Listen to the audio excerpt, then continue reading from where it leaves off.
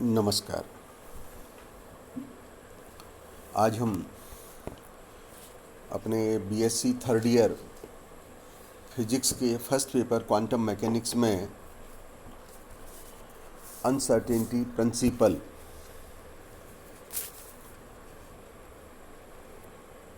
को समझने का प्रयास कर रहे हैं।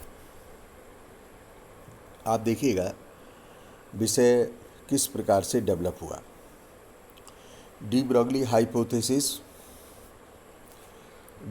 हाइपोथेसिस से पहले Compton effect, photo electric effect और इन सब में जो प्रारंभ हुआ प्लैंक रेडिएशन लॉ, जिसके आधार पर प्लैंक की डेफिनेट वैल्यू के कारण अनसर्टेनिटी मेंटेन रहती है। ड्यूअल वेव का कंसेप्ट भी प्लैंक की एक निश्चित मान के कारण आता है। अगर हम मूलतः देखें तो मैटर वेव और हेज़ेनबर्ग जो जर्मन फिजिसिस्ट हैं उनके द्वारा अनसर्टेनिटी प्रिंसिपल दिया गया। ये दोनों क्वांटम मैकेनिक्स के लिए दोनों बहुत इम्पोर्टेंट पिलर हैं। क्वांटम मैकेनिक्स की फाउंडेशन में दोनों का ही बहुत वाइटल रोल है। हेज़ेनबर्ग ने, जो एक जर्मन फिजिसिस्ट हैं, उन्होंने अनसर्टेनिटी प्रिंसिपल का प्रतिपादन किया और इसके अनुसार उन्होंने बताया कि किसी भी समय एक ही कण की स्थिति तथा संवेग का एक साथ और एक ही दिशा में पूर्ण रूप से यथार्थपूर्वक निर्धारण नहीं हो पाएगा। हम इलेक्ट्रॉन जैसा छोटा पार्टिकल, अगर हम उसकी पोजीशन लेना चाहें, मोमेंटम लेना चाहें, तो दोनों का प्रिसाइजली मेजर करें, एक ही टाइम पर करना चाहें तो यह संभव नहीं होगा, ऐसा हेज़ेनबर्ग ने कहा। और मान लीजिएगा कण की स्थिति में अनिश्चितता डेल एक्स है, संवेग में डेल पी है, तब इनका जो गुणनफल होगा वह गुणनफल डेल एक्स पोजीशन की अनसर्टेनिटी को बताता है, डेल पी एक्स मोमेंटम की अनसर्टेनिटी को बताता है, और इन दोनों का जो गुणनफल है h क्रॉस बाई 2 के बराबर होगा या अधिक होगा। h क्रॉस बराबर है h अपॉन 2 पाई, h प्लैंक कांस्टेंट है, इसका मान h क्रॉस का 1.054 इंटू 10 की पावर -34 जूल सेकेंड होता है। अगर आप इस मान को याद रख सकें तो अच्छा है, क्योंकि हम क्वांटम मैकेनिक्स में अनेक स्थानों पर प्लैंक कांस्टेंट h क्रॉस को यूज करते हैं। किसी भी क्षण पर स्थिति और संवेग, पोजीशन और मोमेंटम के मेजरमेंट में जो अनिश्चितताएं हैं, वह अनिश्चितताएं हमको ऐसा नहीं मानना चाहिए कि किसी एपरेटस की एक्यूरेसी के कारण है या कुछ उपकरणों की सीमा है उसके कारण ये आ रही है। अब ये जो अनिश्चितता आ रही है, इसकी उपकरणों की शीघ्रता से कोई मतलब नहीं है, क्योंकि चाहे आप कितना भी सुग्राही उपकरण का प्रयोग करें, एक ही समय पर पोजीशन और मोमेंटम का 100% एक्यूरेट मेजरमेंट संभव नहीं होगा, क्योंकि ये इस प्रकार के कैनोनिकल कॉन्जुगेट पेयर्स हैं और यह इनका इनहेरिटेंस प्रॉपर्टी है। यह जो प्रॉपर्टी आ रही है यह डी ब्रोगली वेव के कारण है और हेज़ेनबर्ग अनसर्टेनिटी प्रिंसिपल की पालना करती है। क्लासिकल फिजिक्स के अनुसार प्लैंक कांस्टेंट का मान ऐसे केसेस में हम शून्य लेते हैं।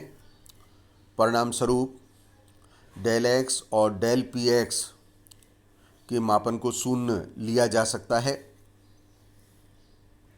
अतः क्लासिकल फिजिक्स की अगर हम बात करें तो उस केस में पोजीशन और मोमेंटम दोनों पैरामीटर को एट द सेम टाइम हम डिटरमाइन कर सकेंगे, परंतु क्वांटम मैकेनिक्स में यह संभव नहीं है। दोनों को एक साथ कभी भी ज्ञात नहीं किया जा सकता। फॉर एग्जाम्पल, मान लीजिए हम सोमरफील्ड मॉडल लें अथवा हम नील्स बोर का मॉडल लें, तो हमें ज्ञात है कि जो इलेक्ट्रॉन है वो 0.529 एंगस्ट्रॉम रेडियस में मूवमेंट कर रहा है, और इस प्रकार से हम उसकी पोजीशन निकाल सकते हैं, उसका मोमेंटम निकाल सकते हैं। अब ये जो कंसेप्ट है जो बोर के द्वारा दिया गया है, ये हाइजेनबर्ग कंसेप्ट में फिट नहीं होता है। दोनों में बहुत अंतर है। ध्यान रहे, हम ऐसे डायनामिकल वेरिएबल चुनते हैं। डायनामिकल वेरिएबल का अर्थ है ऐसे पैरामीटर्स जिनका पोजीशन कोऑर्डिनेट और टाइम कोऑर्डिनेट के रेस्पेक्ट में मान में परिवर्तन होता है। तो इस प्रकार के ये कैनोनिकल कॉन्जुगेट्स हैं, जैसे x P X, Y P Y, Z P Z. तो अनसर्टेनिटी जो प्रिंसिपल है वो इन पर लागू होता है, और इनके अनुसार इस प्रकार के जो पेयर हैं उन दोनों का एक साथ कभी भी प्रिसाइज मेजरमेंट संभव नहीं हो पाएगा। अनिश्चितताओं का जो गुणनफल है वो प्लांक ऑर्डर एच क्रॉस की कोटि के बराबर या अधिक होगा। जैसे कि मैंने लिखा है, del X del P X is great और इक्वल्स टू एच क्रॉस। इसी प्रकार से इस समीकरण में हमने वाई और जेड घटक के मान को लिखा है। मेजरमेंट में जो अनसर्टेनिटी है, यह अनसर्टेनिटी निश्चित रूप से ड्वेल नेचर के कारण है, और हम 2-3 तरह की वैल्यूज को याद रख सकते हैं। एच का मान, एच क्रॉस का मान, एच क्रॉस बाई 2 का मान। हमें इस वैल्यू अगर हम याद रख पाएँ तो गणित न्यूमेरिकल प्रॉब्लम को सॉल्व करने में थोड़ी सी मदद मिलेगी। हम कई बार मैथमेटिकल डेरिवेशन में देखते हैं कि कई आर्टिकल्स में देखेंगे del X del P X is equal और ग्रेटर देन एच क्रॉस। तो कई स्थान पर एच का मान उपयोग में ले लेते हैं। अगर हम इस प्रकार से करते हैं तो न्यूमेरिकल प्रॉब्लम्स के जो आंसर हमें मिलेंगे उनमें अलग अलग बात होगी। इसका 100% एग्जैक्ट जो स्टेटमेंट है वह है del X del P X is equal और ग्रेट एच क्रॉस बाई 2 ही है। तो 100% एग्जैक्ट के लिए हमको यही स्टेटमेंट यूज करना चाहिए। अगर हम कभी गणितीय सुविधा के लिए और किसी प्रकार का कोई ऑर्डर निकालना चाहते हैं, तब प्लैंक कांस्टेंट एच अथवा एच क्रॉस का मान यूज में लिया जा सकता है। आप देखिएगा, जैसे x P x canonical conjugates हैं, y P Y, Z P z, उसी प्रकार के जोड़े हमें फिजिक्स में और भी मिलते हैं। उदाहरण के लिए एंगुलर मोमेंटम और कोणीय विस्थापन, जैसे del L Z del theta Z is equal और ग्रेट बाई एच वाई 2। इस प्रकार के जो और रिलेशंस हैं वो एक्स और वाई जेड के लिए भी निकाले जा सकते हैं। तीसरा रिलेशन जो अनसर्टेनिटी कैनोनिकल कॉन्जुगेट के लिए, पेयर के लिए मिलता है, वो एनर्जी टाइम का मिलता है। Del E del T is equals और ग्रेट एच क्रॉस बाई 2। ध्यान रहे, मान लीजिए हम कोई ग्राउंड स्टेट की बात करें, तो ग्राउंड स्टेट में इलेक्ट्रॉन का जो लाइफ टाइम है मान लीजिए अनंत है, तो उस केस में एनर्जी की जो अनसर्टेनिटी होगी del E is equals to 0 होगी। इसका मतलब हुआ कि ग्राउंड स्टेट में यानी मूल स्तर में जो एनर्जी का मान निकाला जाएगा वो प्रिसाइजली ज्ञात किया जा सकता है, 100% एक्यूरेट ज्ञात किया जा सकता है।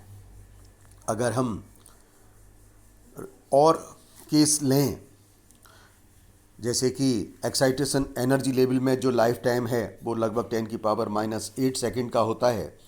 ये सारे कंसेप्ट हम विस्तार से लेज़र में पढ़ चुके हैं।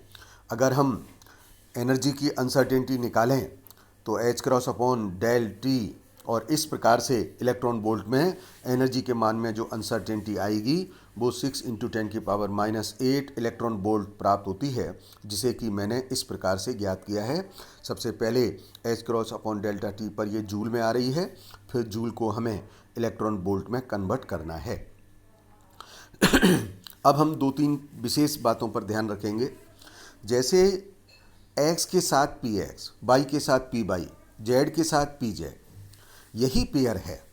यदि हम X और Py लें अथवा X और Pz लें तो उनका मापन संभव है, उनका मापन तो संभव है, लेकिन X का X के साथ X Px, Y Py, Z Pz, तो निश्चित रूप से कैनोनिकल कॉन्जुगेट पेयर के लिए दोनों ही सेम घटक होने चाहिए।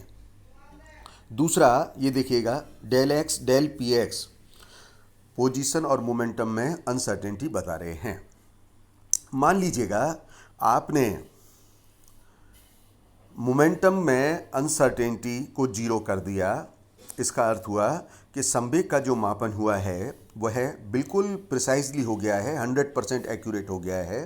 अगर ऐसा हो गया है तो हम देख रहे हैं del X का मान इनफाइनाइट हो जाता है, अर्थात इस केस में उस कण की स्थिति की निश्चितता कहीं भी कुछ नहीं रह पाएगी।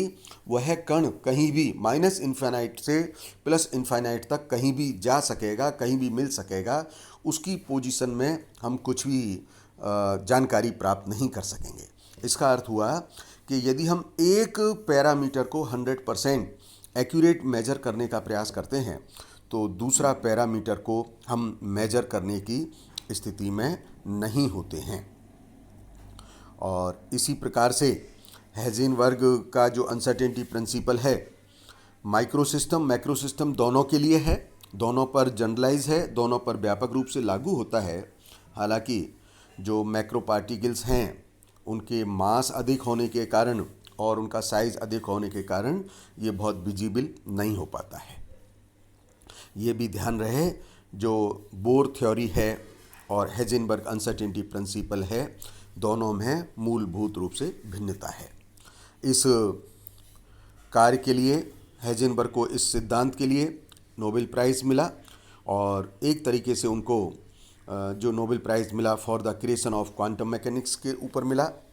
और इस सिद्धांत के आधार पर हम कई एप्लीकेशंस जो अपने पाठ्यक्रम में हैं, 4-5 एप्लीकेशंस हैं, उनको आने वाले समय में हम लर्न करेंगे, उनको समझेंगे। धन्यवाद।